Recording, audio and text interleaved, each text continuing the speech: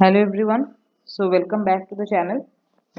So जैसे कि आप सबका भी एग्ज़ाम गया अपना IIT JAM CSI NET GATE, तो सब एग्ज़ाम से हमें क्या पता चला कि अब वक्त आ गया है कि हम कुछ स्टैंडर्ड बुक से प्रॉब्लम सॉल्व करें, क्योंकि जो क्वेश्चंस बन रहे थे वो क्वेश्चंस क्या थे, अपने कॉन्सेप्चुअल क्वेश्चंस थे, राइट। अब ऐसा नहीं है कि हम अगर सिर्फ नोट स्टडी कर लें या पीडीएफ स्टडी कर लें तो हमारा काम बन जाएगा, या हम पीवाईक्यूज कर लें तो we are ready for the exam. अब वैसी बात नहीं रही।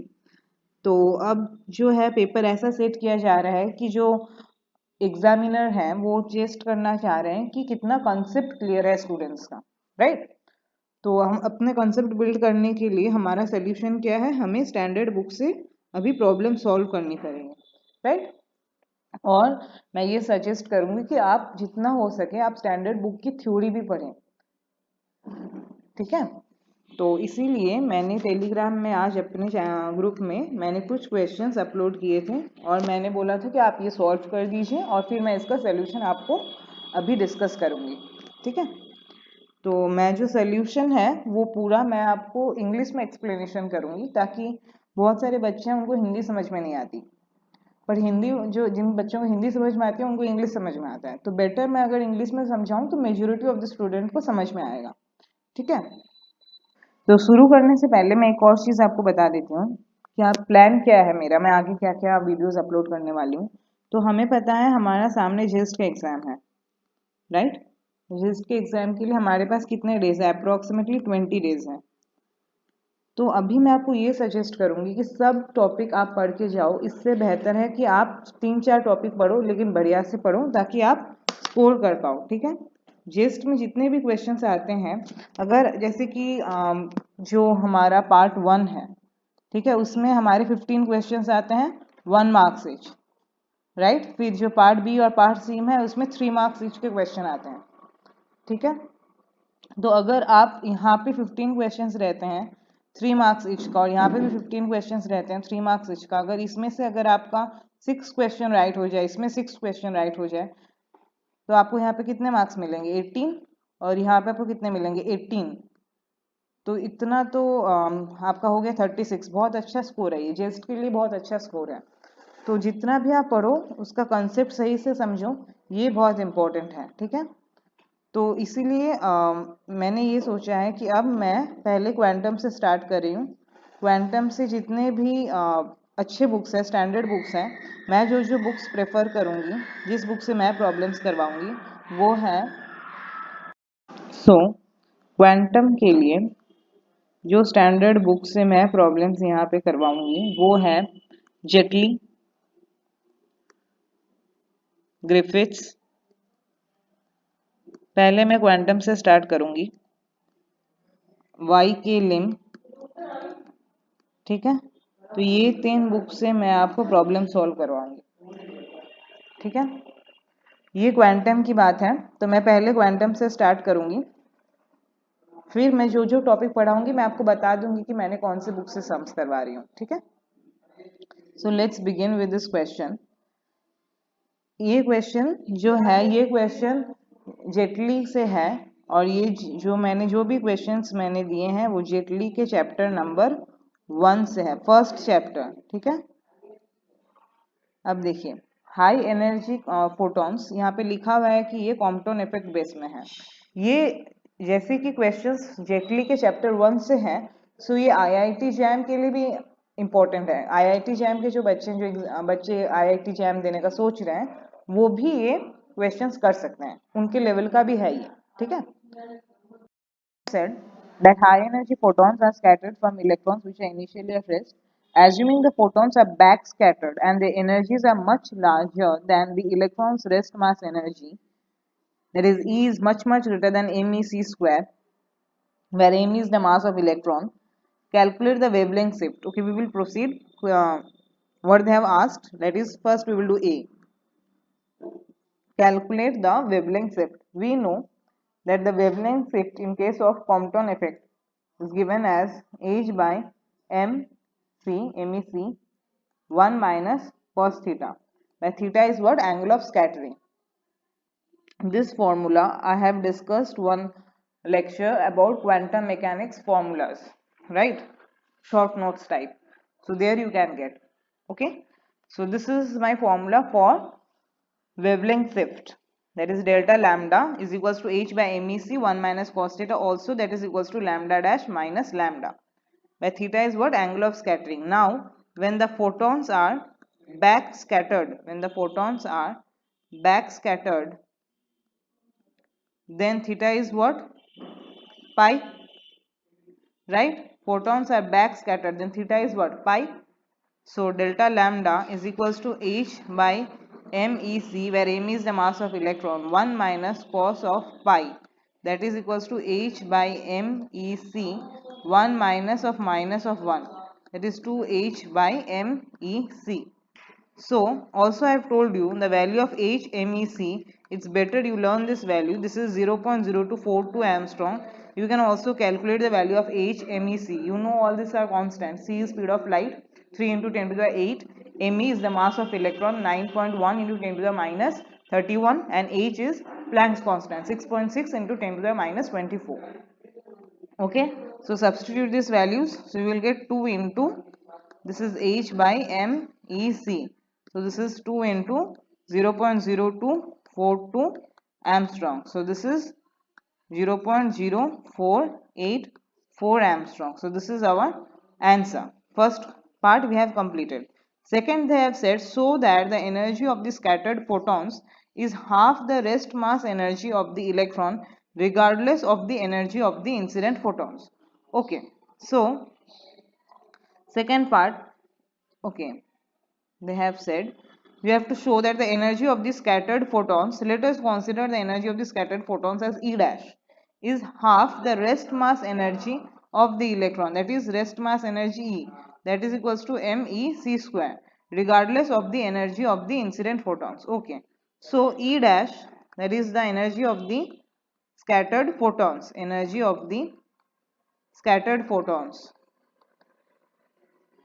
this can be written as what? Photons. This can be written as hc by lambda dash. Okay, this is our lambda dash. See this. Okay, so lambda dash, we know what wavelength shift delta lambda is equals to lambda dash minus lambda. So lambda dash can be written as delta lambda plus lambda. So delta lambda plus of lambda. Again delta lambda, since the photons were back scattered, so this can be written as 2h MEC plus lambda. Again lambda is equals to what? E, where E is equals to what? hc by lambda. So lambda is equals to what? hc by E, right? Lambda is equals to what? hc by E. So if we substitute this, we will get what? hc 2h by MEC plus hc by E. So now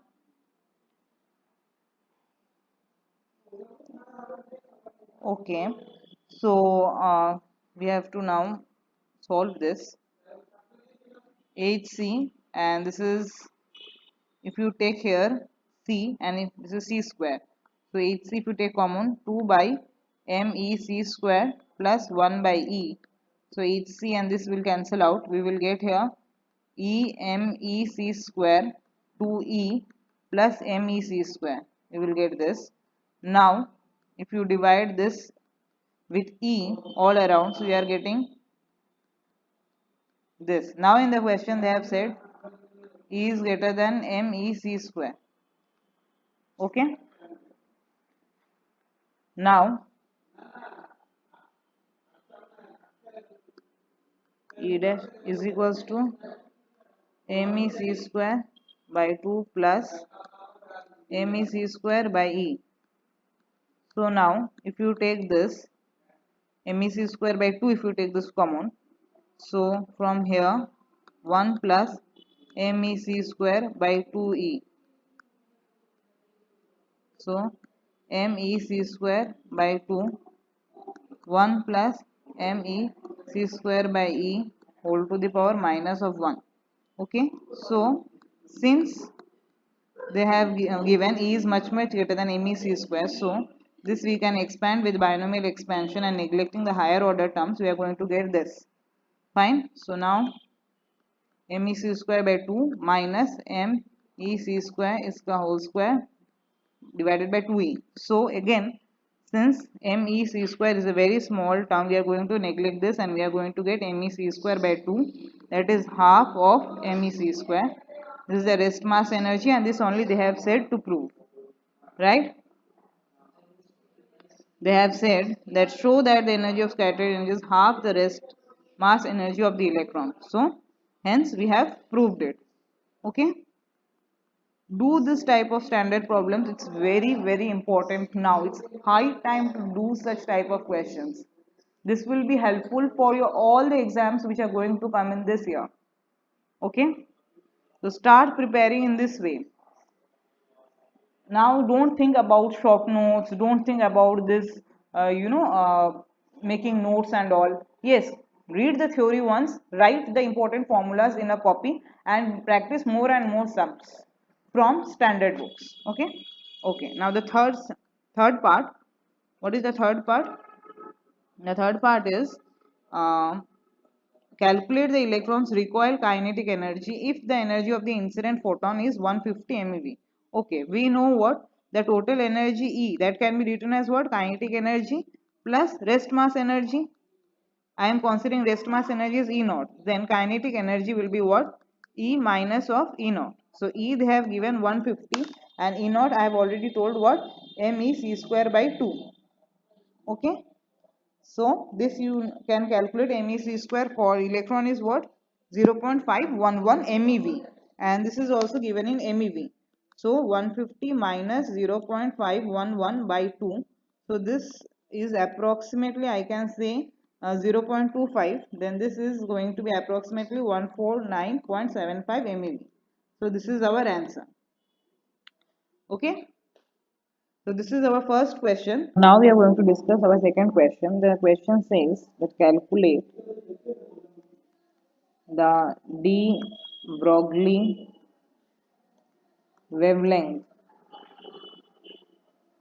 for two cases. This question is little bit easy, since I told that these questions are helpful for all those preparing for JAM also, and NET also, GATE also, and all the other exams like MSc entrance exam, TEFL, BARC and all.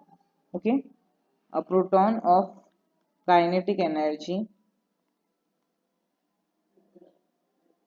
70 MeV and number B is a 100-gram bullet moving at 900 meter per second.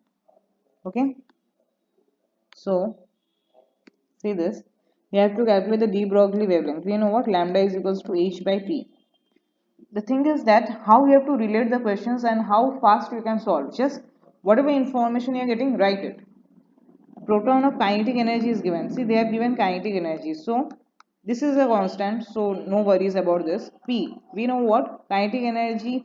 Kinetic energy can be written as P square by 2m. So P can be written as, I am considering kinetic energy as T, 2mt, right?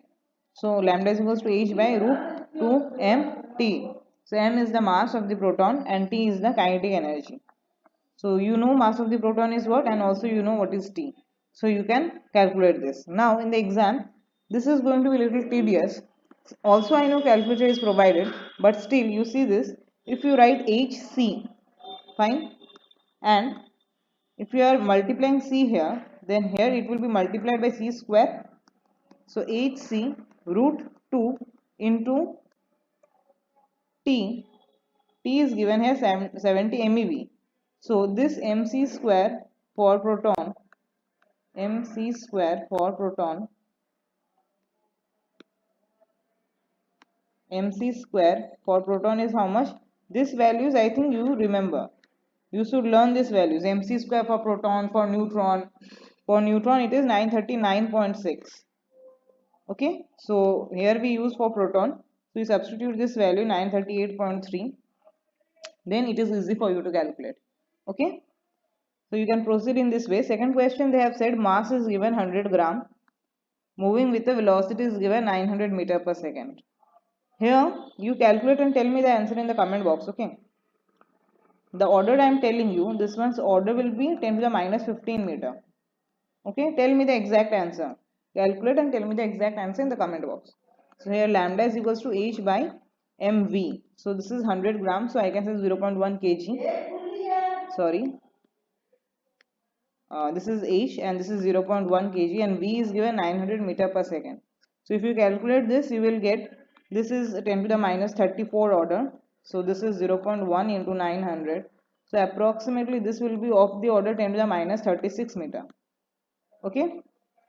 From here, one important thing you can see, that for first case this was a proton, that is for first case this was a microscopic particle, right? Microscopic particle.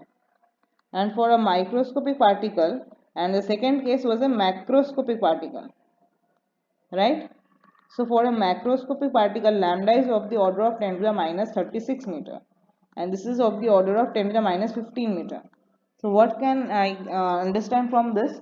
That for microscopic particle, lambda is still detectable, right?